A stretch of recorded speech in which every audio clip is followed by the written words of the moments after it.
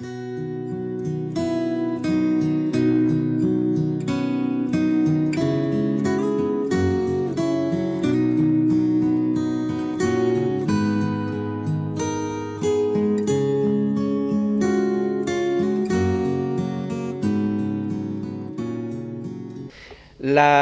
título que lleva esta predicación dice así: vidas transformadas por la palabra de Dios. Ese es el tema de la predicación: vidas transformadas por la palabra de Dios. Quiero hacer un alcance. Ustedes ya escucharon la lectura bíblica, vamos a ver algo, solo algo, ya de la conversión del apóstol Pablo. Pero yo quiero que en esta mañana cada uno de ustedes piense, al oír, ¿no es cierto?, de la conversión del apóstol Pablo, quiero que cada uno de ustedes piense de sí mismo, la conversión, el momento, el punto, el tiempo en donde el Señor te habló. Yo quiero que nos imaginemos ese momento, ese punto. Y aquí quiero hacer una salvedad. Habemos algunos, por así decirlo, ¿no es cierto?, que no venimos de familia cristiana. Podemos decir que creyentes, yo vengo de una familia creyente en Dios, existe un ser superior, pero de ahí a que yo hubiese conocido lo que Dios decía y lo que Dios manifestaba en su palabra es otra cosa, ¿ya? Pero llega un punto, llega un momento, ¿no es cierto?, en la vida de cada uno de ustedes en que sentimos aquí adentro el deseo de descubrir, el deseo de indagar, de escudriñar, de entender, de aprender qué nos dice Dios, por qué nos dice eso, por qué a veces la palabra de Dios para nosotros es dura, por qué a veces la palabra del Señor es amorosa, por qué a veces la palabra del Señor es confrontacional, por qué a veces la palabra del Señor nos desnuda completamente y no hallamos dónde escondernos, tal cual ocurrió con Adán y con Eva, que al momento de escuchar la voz de Dios, ya obviamente, ¿no es cierto?, haber desobedecido su palabra, ellos se dieron cuenta que estaban desnudos, se escondieron, ¿ya? Bueno, vidas transformadas por la palabra de Dios. Todos aquí conocemos, espero que conozcamos algunos versículos que son muy conocidos, muy prácticos. Por ejemplo, en 2 Corintios capítulo 5, versículo 17 nos dice: de modo que si alguno está en Cristo, nueva criatura es. Esa es la primera parte. De modo que, aquí hay una conclusión, de modo que si alguno está en Cristo, es una nueva criatura. Esa es la primera conclusión que nos dice el versículo, la palabra de Dios. La segunda parte dice: las cosas viejas pasaron, quedaron atrás. Dice: he aquí, algunas son hechas nuevas. Todas son hechas nuevas. Yo quiero que partamos con esa base. Pensando en nuestra vida, en el momento de la conversión nuestra, en el momento en que Dios nos llamó, nos trajo, ¿no es cierto?, nos arrastró a su palabra para que podamos entenderla. No fue el hecho de que yo sentí, a mí me nació el saber y poder leer y escudriñar. No. Borrémonos esa idea, borrémonos esa parte en nuestra mente de decir que de mí salió el hecho de poder investigar, escudriñar, leer, aprender.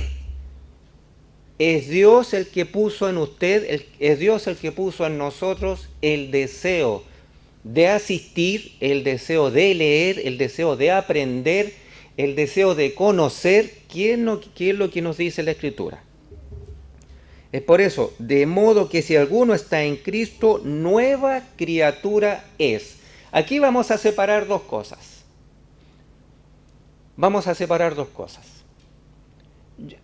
A modo personal, yo en el año 94, en el mes de marzo, nunca me voy a olvidar de esa fecha. Yo separo. Para atrás, yo sabía que existía un Dios, pero no lo conocía. No lo conocía. Después de esa fecha, hubo un llamado de Dios, obviamente en una predicación. Un hermano tuvo, ¿no es cierto?, que explicar en su predicación en algún tema y me tocó, entendí, el Espíritu Santo obró en mí en el primer entendimiento de que yo era un pecador y que necesitaba la salvación. Yo tenía conocimiento de aquel Dios que de alguna manera me estaba cuidando, pero no entendía más allá su propósito en mi vida. No lo entendía. Después de ese momento empecé a entender de a poquito, de a poquito. Esa es la primera parte. Pero aquellos que nacen, por así decirlo, dentro de una familia cristiana, puede ser un poquito más difícil, porque no logran a veces separar la vida vieja con una vida nueva en Cristo. Es más difícil, es más difícil. Yo he escuchado muchos testimonios de eso. Es más difícil darse cuenta de la vida que yo llevaba antes de. El apóstol Pablo era un judío, fariseo, dice la Escritura que era perseguidor de la iglesia de Cristo. Ellos la llamaban una secta herética. Podemos traducir los fariseos, ¿no es cierto?, a este nuevo movimiento que se levantó, ¿no es cierto?, de creer en Cristo. Para ellos eran herejes. Ellos estaban creyendo en algo que los fariseos, que los judíos fariseos, ellos no podían concebir, no creían. ¿Cómo aquel, ¿no es cierto?, aquel Jesucristo iba a ser el Hijo de Dios? Era una secta para ellos, para los judíos, para los fariseos era una secta. El apóstol Pablo era un hombre, o mejor dicho, vamos a partir de un comienzo. Saulo de Tarso era un hombre estudioso. Era un hombre de recursos. Era un hombre que sabía idiomas, el hebreo, el arameo, el griego y otras más. Tenía estudios, pero lo que más le interesaba a él, entre comillas, era obedecer a aquel Dios, ¿no es cierto?, que ellos seguían. Y para eso ellos tenían que destruir a esta secta herética, a aquellos que no estaban creyendo, ¿no es cierto?, a las enseñanzas de estos fariseos. ¿Cómo es posible que ellos nos contradigan a nosotros? La Escritura nos habla en el capítulo 9,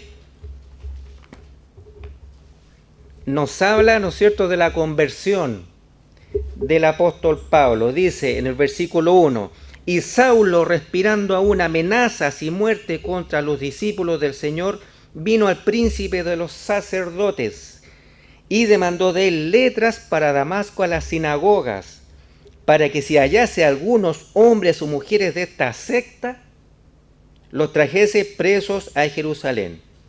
Y yendo por el camino aconteció que llegando cerca de Damasco, súbitamente le cercó un resplandor de luz del cielo. Yo quiero que podamos poner, ¿no es cierto?, los recuerdos en nuestra mente. ¿Cuándo fue que el Señor te habló? El momento de la conversión no es algo que se olvide. El momento de cuando el Señor te habla no es algo que te pueda decir tu amigo, tu esposo, tu esposa, tu hermano, tu hermana. No es algo que que tú vas a escuchar y se te va a olvidar. Cuando el Señor te habla, produce un cambio aunque tú no lo quieras aceptar. Sigamos leyendo. Y cayendo en tierra oyó una voz que le decía: Saulo, Saulo, ¿por qué me persigues? Y él dijo: ¿quién eres, Señor? Aquí la palabra Señor no se está refiriendo a una palabra respetuosa hacia un Dios, se está refiriendo a otra persona simplemente porque Saulo no conocía a Jesucristo, no conocía realmente a Dios. Al contrario, preguntó, él se cayó y: ¿quién eres, Señor? ¿Quién eres? A esta altura de nuestra vida, cristiana, es de esperar que nosotros no hagamos esa pregunta. Señor, ¿quién eres? Fíjense, estuve estudiando y meditando harto en esto, en el siguiente versículo. Por mucho tiempo lo leía, el versículo 5 del capítulo 9. Por mucho tiempo yo lo leía, pero no podía llegar a lo que yo quería entender.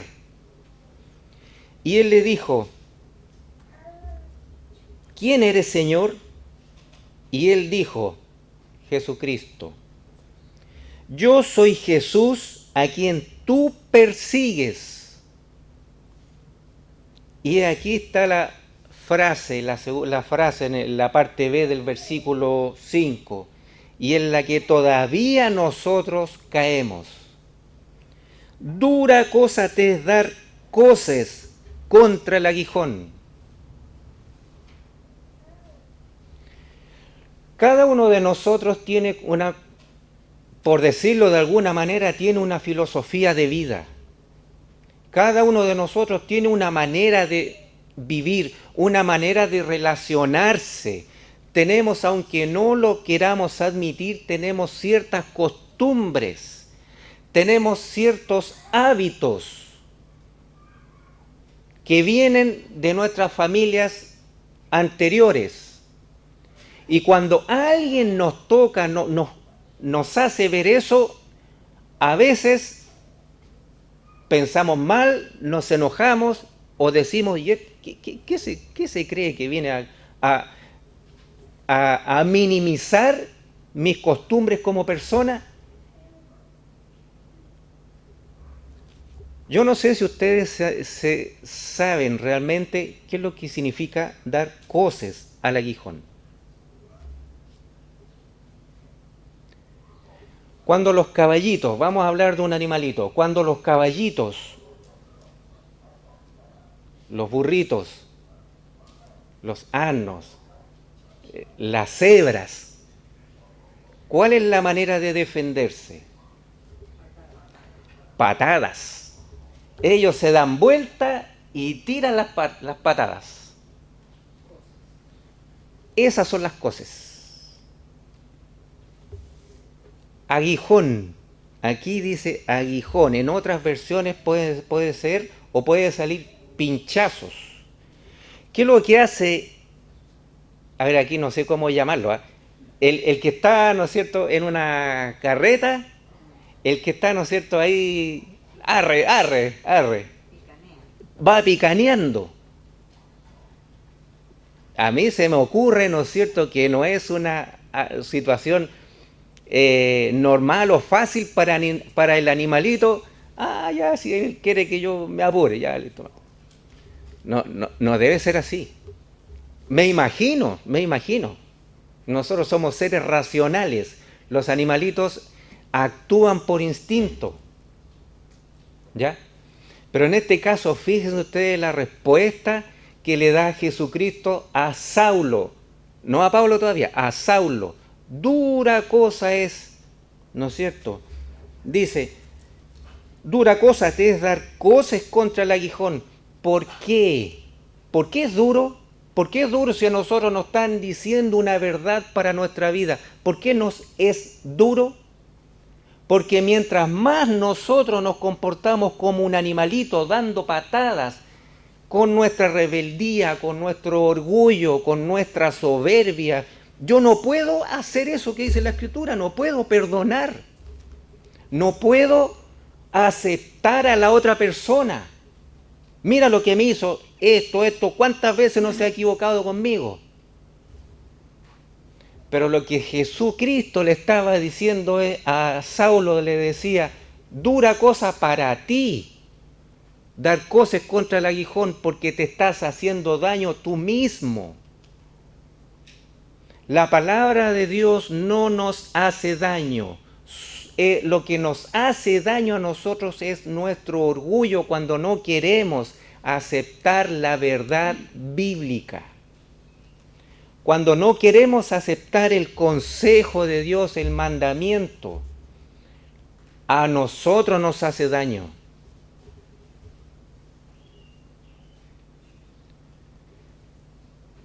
Por mi trabajo, al igual que Moisés y a lo mejor a varios de ustedes,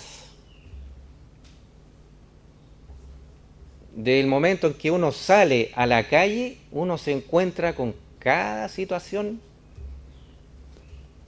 ¿Verdad, Moisés? Gente, pero implacable, gente sin misericordia, al más mínimo error, al más mínimo desliz, demanda, exijo mis derechos, gente implacable, sin misericordia, orgullosos, vanagloriosos. Ojo, en nuestra vida pasada muchos éramos así. Yo exijo mis derechos, a mí nadie me pasa a llevar. Y ojo que el apóstol Pablo, o mejor dicho, Saulo, era uno de esos. ¿Cómo esta secta herética puede renegar de nuestras costumbres, de nuestras tradiciones? No nos olvidemos que los judíos tenían muchas tradiciones hasta el día de hoy. Y ellos no aceptaron, ¿no es cierto?, que este humilde carpintero viniera a cambiarle las cosas. Por eso que Jesucristo le dijo a Saulo, dura cosa te es dar coces contra el aguijón. Mientras más saltes como un caballito dando patadas, más te vas a hacer daño tú mismo. Él, temblando y temeroso, dijo, Señor, ¿qué quieres que haga? Pero lo dijo dentro de su rabia, dentro de su descontrol. ¿Qué quieres que haga? Nosotros a veces nos comportamos así, dentro de nuestro descontrol, dentro de nuestra rabia, dentro de nuestro desconocimiento de la palabra de Dios, reaccionamos así. ¿Qué quieres que haga? Nos dice, y los hombres que iban con Saulo se pararon atónitos, oyendo a la verdad la voz, mas no viendo a nadie. Vamos a seguir avanzando los versículos. Entonces Saulo se levantó de tierra. No nos olvidemos que a la voz de Jesús él se cayó a tierra. Es tal el efecto que produce la palabra del Señor que no debemos quedarnos en la misma parte. Nos produce algo, algún movimiento en nuestro cuerpo, en nuestras emociones, en nuestra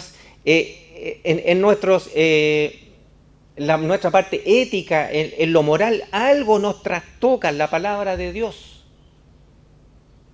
Pero muchas veces dentro de nuestro orgullo, de nuestro convencimiento, seguimos dando estas pataditas, estos coces, y nos seguimos haciendo daño, mientras creemos que estamos sirviendo a Dios de la mejor manera. Entonces Saulo se levantó de tierra y abriendo los ojos no veía a nadie, así que llevándole por la mano le metieron en Damasco, donde estuvo 3 días sin ver y no comió ni bebió. Fíjense ustedes lo que ocurrió con Saulo después de que Jesucristo le habló. Debe haber sido un cambio en él. ¿Cómo aquella persona que yo estaba siguiendo es realmente Dios? Y todo lo que yo estaba haciendo por la iglesia, todo lo que yo estaba haciendo por mis hermanos fariseos, los judíos, ¿y dónde queda todo eso? Él fue trastocado por la palabra del Mesías, fue trastocado por la palabra de Dios, hasta el punto que estuvo 3 días sin comer ni beber agua. Los que conocen el desierto, cuando estuve allá en el año 89, 91, hasta el 91 yo estuve en el desierto. Y estuve, lo más que pude, 3 días sin tomar agua. Pero resulta que la lengua se pega al paladar y empiezan a salir costras por todas partes. Es una desesperación terrible. Pero aquí la Escritura nos dice que fue consecuencia, ¿no es cierto?, de la voz del Señor Jesucristo a Saulo, que le decía: Saulo, ¿por qué me persigues? El versículo 10 nos dice: había entonces un discípulo en Damasco llamado Ananías, al cual el Señor dijo en visión: Ananías. A mí me gustaría responder de esta manera: conscientemente a la palabra del Señor. Pregúntese usted en su puesto, en su asiento, ahí en su casa, ¿no le gustaría responderle así al Señor? Señor, aquí estoy, heme aquí.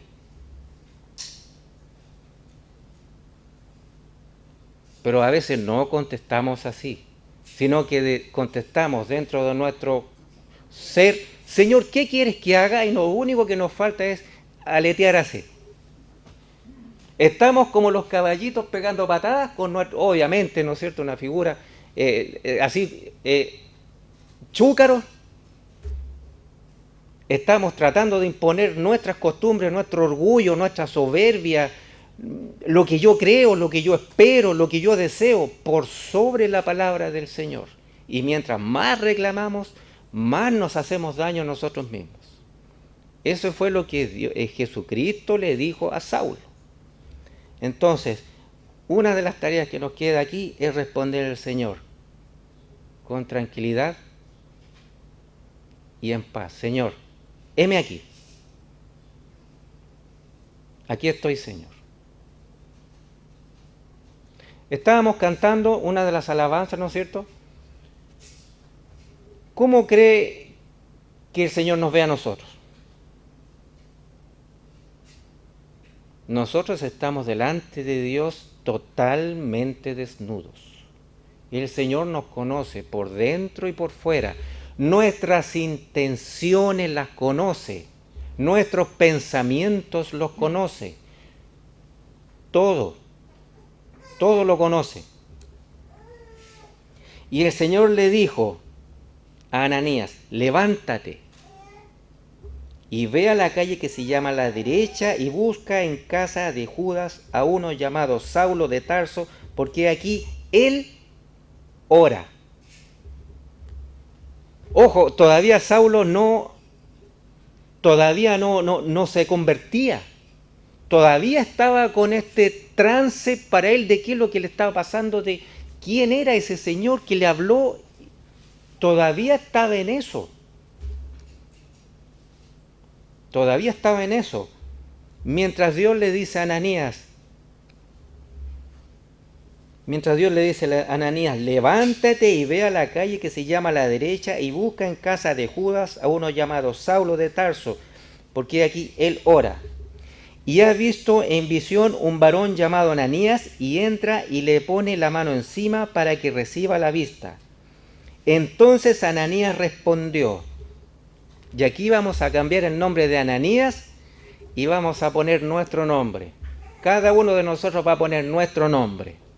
Ojo que Ananías era un siervo de Dios, creía en Jesucristo. Pero ¿qué es lo que le dijo? Entonces Ananías respondió, Señor, he oído a muchos acerca de este hombre, cuántos males ha hecho a tus santos en Jerusalén. Señor, lo que tú me estás mandando, piénsalo bien lo que me estás diciendo. Piénsalo bien porque este hombre es capaz de matarme. Y yo no quiero morir todavía. Yo no puedo hacer eso. Nosotros reaccionamos así a la palabra del Señor. Seguimos a veces dando estas pequeñas pataditas.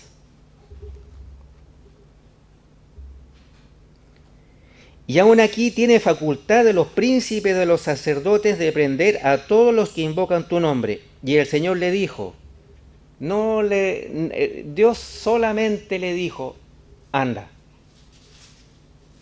Nada más. Ve. Porque instrumento escogido me es este para que lleve mi nombre en presencia de los gentiles y de reyes y de los hijos de Israel.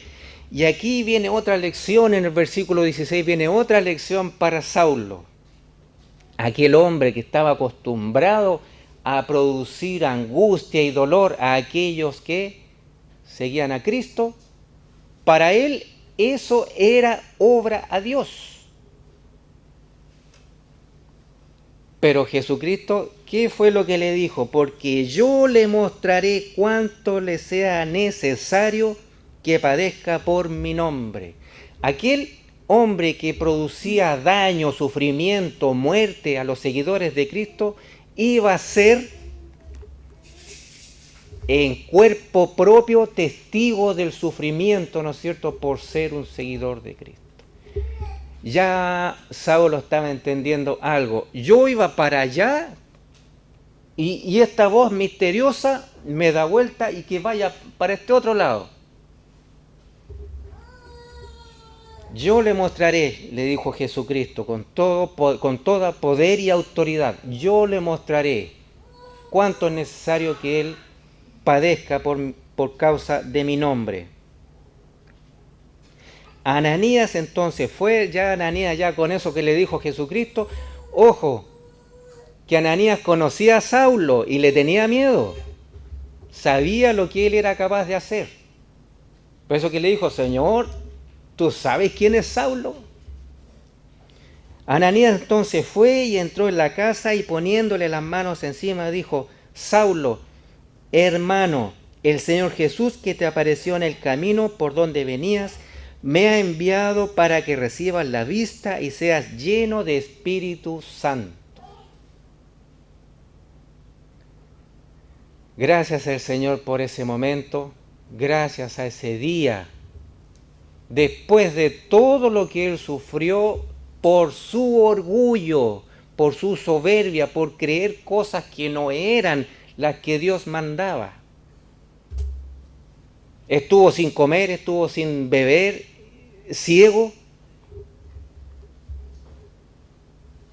Fíjense todo lo que provocó la palabra del Señor. A nosotros a veces la palabra del Señor nos provoca algo aquí. Lo que debe provocarnos es arrepentimiento de nuestras propias actitudes, a veces malamente instauradas. Yo decía hace un rato, uno ve a la gente que no tiene piedad, no tiene ningún miramiento por nadie, y hay otra gente que es muy condescendiente. Y uno dice, pero ¿cómo puede haber tanta diferencia entre una persona y otra?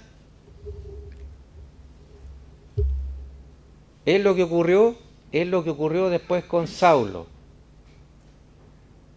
Pero Ananías le dijo, pero él. Yo no sé cómo era nuestra vida pasada, qué tan ariscos éramos, pero Dios produce cambios en tu vida, hermano, y en mi vida.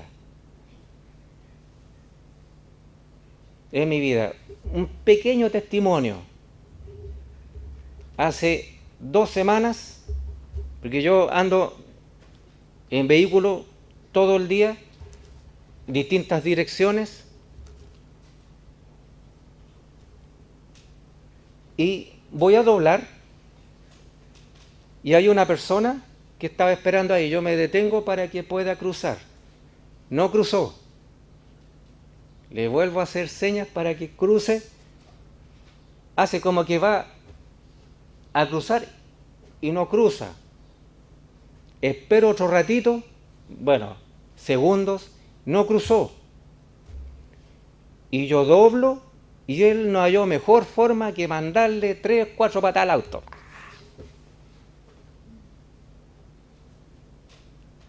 ¿Cómo la gente puede llegar a hacer eso? ¿Cómo la gente puede llegar a hacer eso? Yo dije, lo que dije dentro de mí, yo me podría haber estacionado un poquito más allá, me bajo y se armó la pelea. Así se arman las peleas. Yo lo primero que dije de mí, ay, pobre hombre. Bueno, después me bajaré más allá que si le hizo algo al lado. Pero pobre hombre. Mientras más nos afirmemos en nuestras propias convicciones, nuestro orgullo, como ya hemos dicho, nuestra soberbia, intransigencia, es cuando más el Señor nos va a tocar y más a nosotros nos va a doler. Las mismas pataditas que nosotros damos, a nosotros más nos duele. No a aquella persona que está haciendo el daño, sino, o sea, que está mostrándonos una verdad, algo. Somos nosotros los más perjudicados. ¿Ya? Después, bueno, en el versículo 19 dice, y como comió, fue confortado, y estuvo Saulo por algunos días con los discípulos que estaban en Damasco. Fíjense ustedes la conversión de Saulo. Un hombre poderoso que seguía sus propias convicciones, la ley judía, sus tradiciones, ¿no es cierto? Y él perseguía a la iglesia de Cristo para apresarlos, matarlos y provocarle el mayor sufrimiento posible. De hecho, él fue testigo y asentía, ¿no es cierto? Y asintió a la muerte de Esteban. Así era Saulo. Y el Señor lo cambió a tal punto, a tal extremo, que si usted se fija, hermano, él escribió, obviamente inspirado por Dios mismo, escribió más de la mitad de los libros del Nuevo Testamento. ¿Qué cambio ha producido la palabra del Señor en usted? Antes de terminar, quiero leer algunos ejemplos nomás, así una pincelada. Hay muchos en la Escritura, en la palabra de Dios, ¿no es cierto?, que dieron testimonio de los cambios que produjeron, los cambios que la palabra de Dios produjo en ellos. Por ejemplo, yo sé que ustedes ya están pensando, este. Por ejemplo, Mateo, el publicano. ¿Quién era Mateo? Un recaudador de impuestos. Fíjense ustedes, aquí también me llamó algo la atención, así a la rápida, para que veamos lo que produce la palabra del Señor. Mateo, él ganaba dinero. ¿Se imaginan ustedes? A ver, aquí yo le, no sé, a Jorge. Jorge tiene un buen trabajo, pero que de repente diga, no, yo voy a trabajar para un hombre que no tiene cómo pagarme, y más encima yo le voy a ayudar a él. Yo estoy seguro, estoy seguro que lo primero que va a decir Janet, pero Jorge, si lo normal es que si te cambias de trabajo es que tengas un mejor sueldo. ¿Qué estás haciendo? Pero Mateo lo hizo al revés.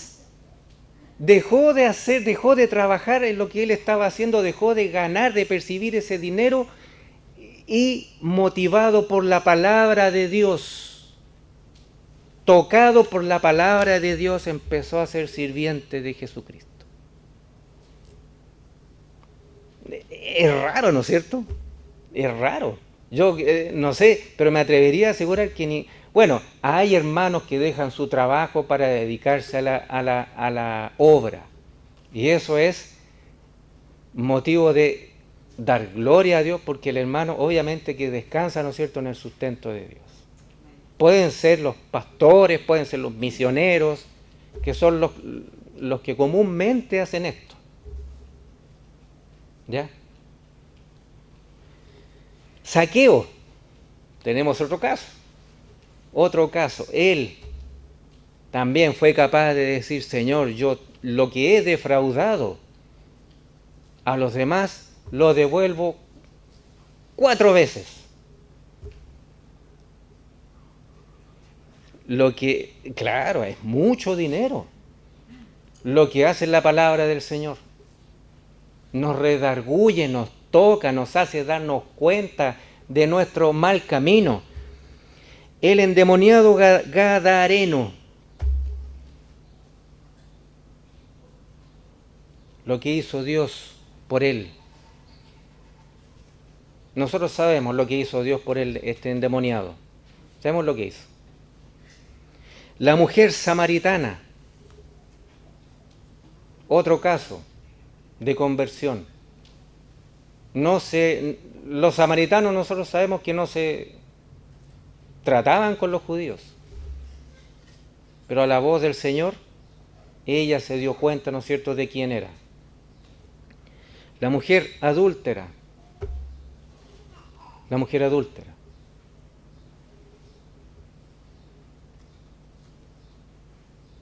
¿Qué fue lo que le llamó la atención y qué fue lo que tocó el corazón de la mujer adúltera? La compasión de Cristo, el perdón de Cristo. Nosotros a veces no somos muy compasivos. Nosotros debemos aceptarlo a veces. Nosotros no somos muy compasivos. Aguantamos hasta por ahí nomás.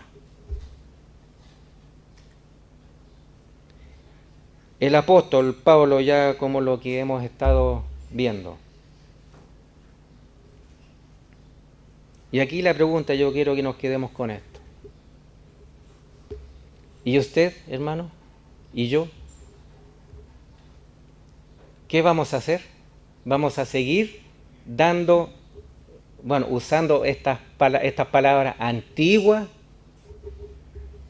Vamos a seguir dando coces contra el aguijón.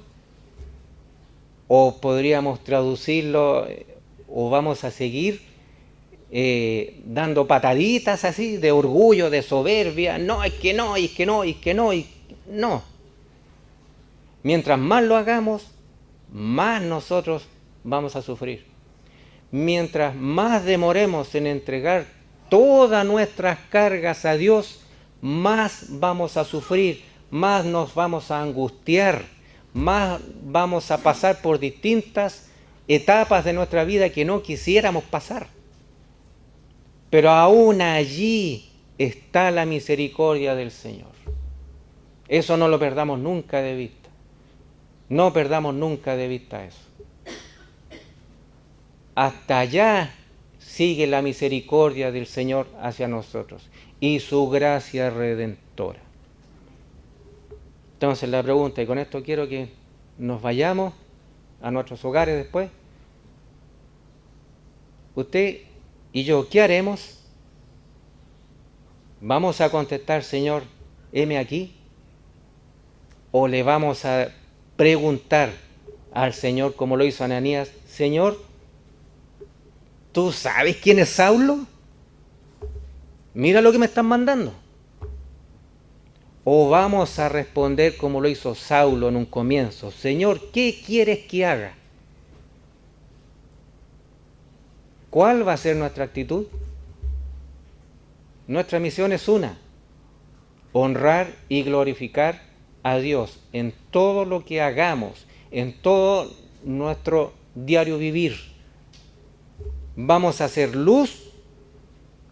¿Vamos a sufrir por Cristo?